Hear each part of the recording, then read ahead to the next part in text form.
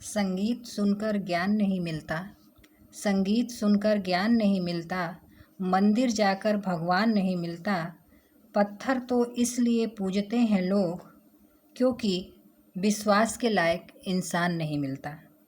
Hello student, आज मैं आपको बीए प्रथम वर्ष के प्रथम सेमेस्टर जिसका नाम हिंदी काव्य है पुस्तक का, उससे कुछ अति लघु उत्तरीय प्रश्न लेकर आई हूँ।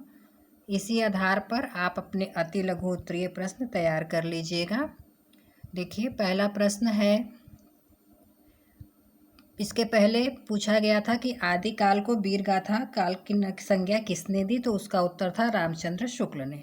तो अब ये लेकिन मैं दूसरा बनाई हूँ कि आदिकाल को सिद्ध सामंत काल की संज्ञा किसने दी। आपका एक प्रश्न तो ये हो गया कि आदिकाल को वीर गाथा काल की संज्ञा किसने दी, तो वो रामचंद्र शुक्ल ने।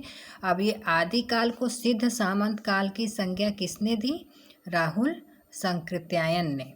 अब अगला है आपका कि गोरखनाथ के गुरु का नाम बताइए। तो गोरखनाथ के गुरु का नाम जो है वह है मत्स्येंद्र नाथ। सूरसागर किस प्रकार का काव्य है? आप सभी जानते होंगे सूरसागर सूरदास द्वारा रचित है।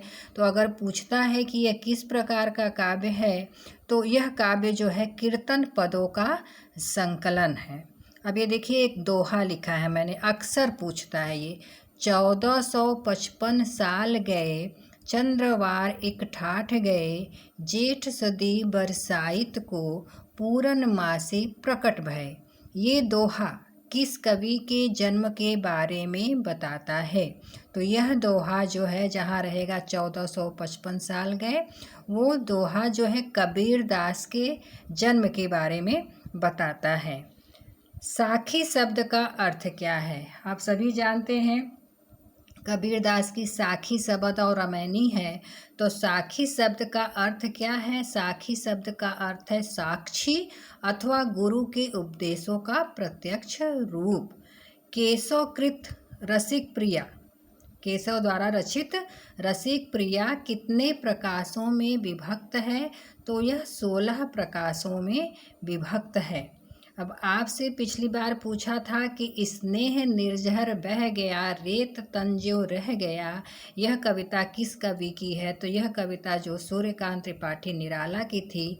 तो ये जो भिक्षुक कविता है आपके पाठ्य पुस्तक में, वह तोड़ती पत्थर, वरदे वीणा वादनी और तुलसीदास, ये तीनों कविताएं संकलित है। लेकिन अगर ये पूछता है कि भिक्षुक कविता भी है, चौथा भिक्षुक कविता किस कवि की है, तो सूर्यकांत त्रिपाठी निराला की है।